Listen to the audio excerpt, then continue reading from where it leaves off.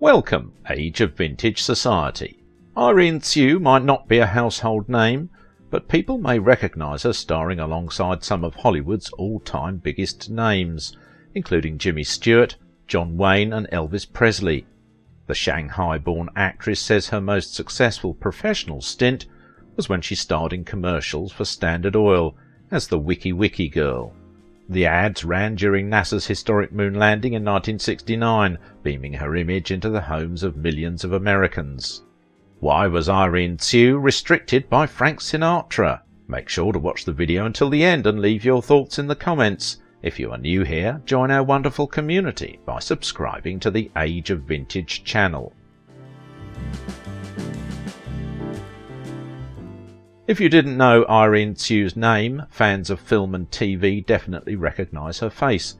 She has worked beside some of Hollywood's biggest icons and started at a time when there were not many actresses on screen that looked like her. Irene is not kidding about having many lives. She dated Frank Sinatra for 2 years after the divorce from Mia. Frank even brought her to meet Mia Farrow. Find out how that went. She had her time with Elvis, turning John Wayne down for a drink in his trailer, her long relationship with actor-comic Dick Shawn, what it's like to get a piggyback ride from James Stewart, and so much more. Irene went on a date with Jay Sebring and met Sharon Tate very soon before the murders. She even was in a beach movie with Frankie and Annette and Buster Keaton. On television, the stage and film, and behind the scenes, Tsu has stood firm on principle. With versatility and an upbeat perspective, she remains fearless in her life pursuits and experience of happiness.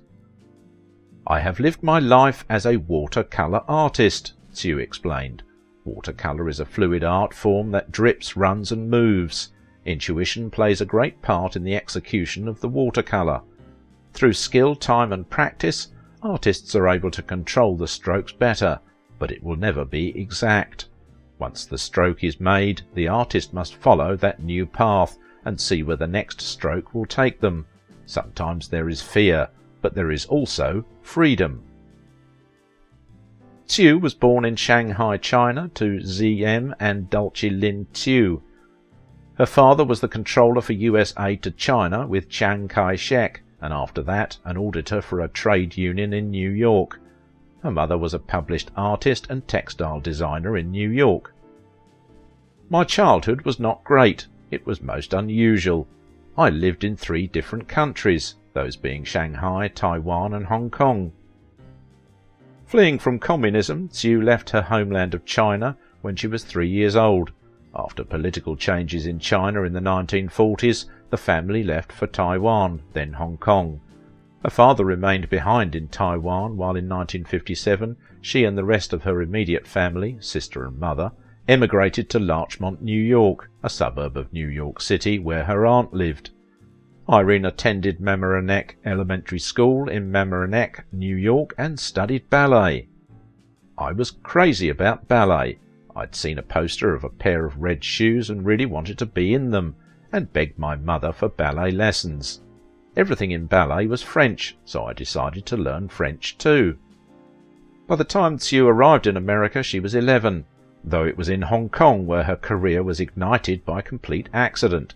She wanted to audition for the Sadler's Wells Royal Ballet from London, who were holding auditions in Hong Kong. "I auditioned and won. My father flew over and spoke to the Sadler's Wells people. They said that if I accepted and went to London, I would be told when to eat, sleep and study and would do ballet every day. I'd stay for as long as they needed me, and although there was no guarantee I'd be a prima ballerina, I'd be in the corps de ballet." When her father arrived from Taiwan, meeting with his wife and Tsu in a Hong Kong high-rise, he met the representatives of Royal Ballet Theatre, who explained what the scholarship would entail. There were no promises. Her scholarship would lead to success in the outside world. She would have to dedicate herself diligently for the next 7 years to pay off the training. That was the only promise, and she had to make it. In other words, the dancer's path would be demanding. "You can't eat what you want," she explained. "You are always studying, you rehearse 4 or 5 hours a day, you had to measure up height-wise and weight-wise, and when you're 11 years old and a scrawny little thing, You don't know what you are going to look like." Concerned about the arduous regime that dance requires, her father was immediately disenchanted with Tsu's artistic ambition. He just looked at me and said, "No," Tsu recalled. Her father then turned to the committee of the Royal Ballet Theatre and added, "She's not going." "Overall, it was kind of rough," Tsu said of meeting the demands of dancing and facing her father's objections and not attending the school in London. "To be a ballerina takes a lot of discipline, but I loved it. It was my passion." My father said no. He thought I'd be an indentured servant. I really lost heart because I'd tried so hard. I thought my life was over. Her dreams and a painfully complex relationship with her father spurred her toward greatness and success in life. Consequently, she channeled her passion for dance in another direction, towards America. Her family had been waiting 7 years for the Refugee Relief Act to clear their path to the States. That path was finally cleared. It ultimately led to Manhattan, and her career moved swiftly from there. So there I was in New York, taking English 101. My teacher found out that I danced and asked if I wanted to be in a school play. I said, "Yes, but I don't speak much English." She said, "Never mind, the lead is a deaf mute. Just talk with your feet." It was Finian's Rainbow. That was how I broke into dancing. I'm a fast learner, language, dance, I just do it. Tsu entered the Miss Chinatown USA beauty pageant on behalf of New York and won first place. She was a teenage dancer in Flower Drum Song, directed by Henry Costa, who gave her her first speaking role as a teenage call girl in his next film, Take Her, She's Mine, starring James Stewart and Sandra Dee, which launched her acting career. She studied acting with Ned Maderino, Lee Strasberg and Peggy Fury, among others, and for another 20 years she played a variety of native girls and dutiful girl roles. She started her career as actress in 1961 when Irene Tsu was just 17 years old. Soon she became more successful in her profession within a limited period of time, where she influenced people on the basis of her career and earned a lot of fame. After a while her career completed a full circle as she gained more importance. On November 21, 1963, the evening before President John F. Kennedy was assassinated, Tsu's only appearance on Perry Mason was aired on CBS, as she played the role of defendant Julie Eng in the case of the Floating Stones. She made guest appearances on most of the other popular 60s to 70s television shows such as I Spy, The Man from U.N.C.L.E., Voyage to the Bottom of the Sea, Family Affair, Mission Impossible, and The Wild Wild West. She was tested for, but didn't get the female lead of The Sand Pebbles.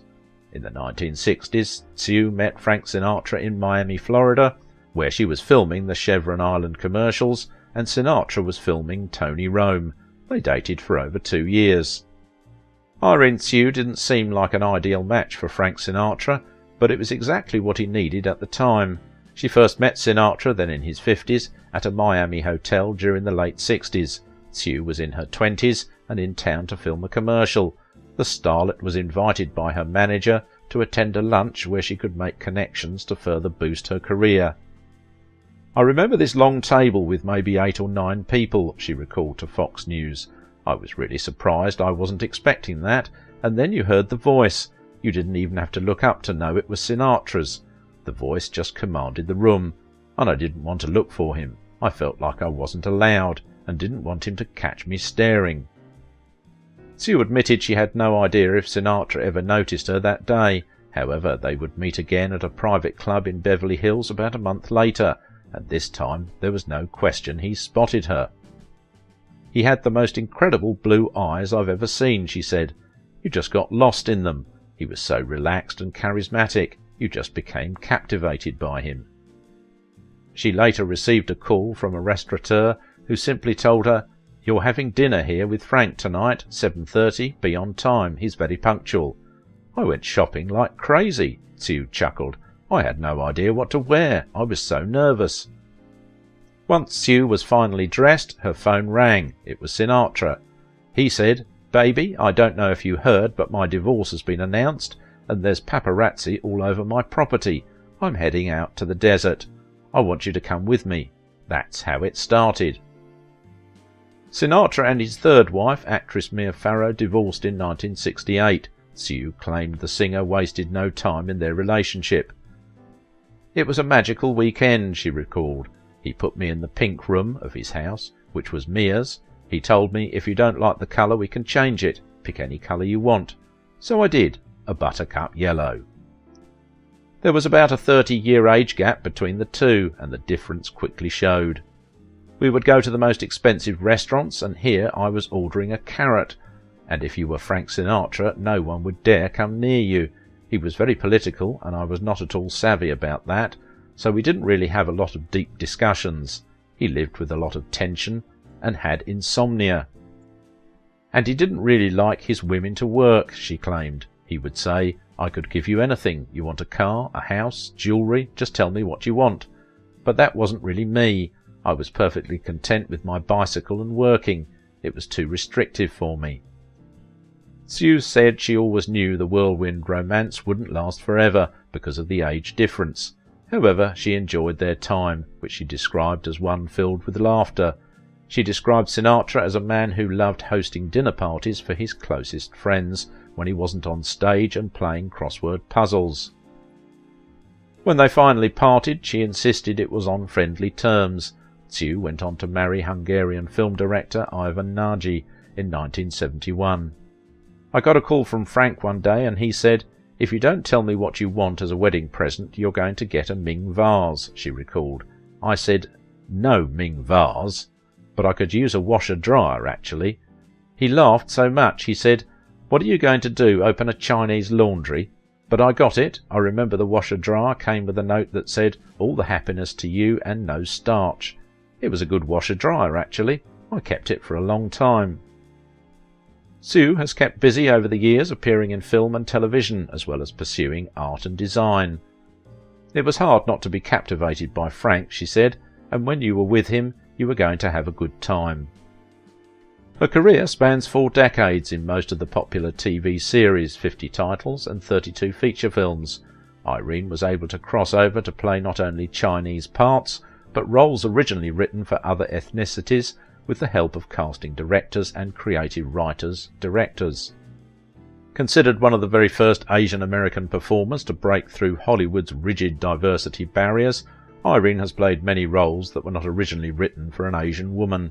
She has experienced many things in the film industry, from being one of the only working Asian American actresses to witnessing the evolution of diversity in the industry firsthand, as well as the influence technology has had on the craft of acting. "When I began acting, there were hardly any other Asian American actresses who were landing leading roles," Irene explained. "That's why films focused on cultural inclusion are so important, as it allows children to see their own culture and experiences reflected on screen." Despite the adulation she received from millions of fans, there was one person whom the Chinese-American dancer turned actress sought and even craved approval. She eventually became a distinguished and sought-after Asian American actress. If you liked this video, don't forget to give it a thumbs up, subscribe if you are new here, and if you want to support my work, please visit my Patreon page. Now it is your turn. What do you think about the life and legacy of Irene Tsu? She's always been able to move with the ebb and flow of life, making the most of it and celebrating it like a true watercolour artist.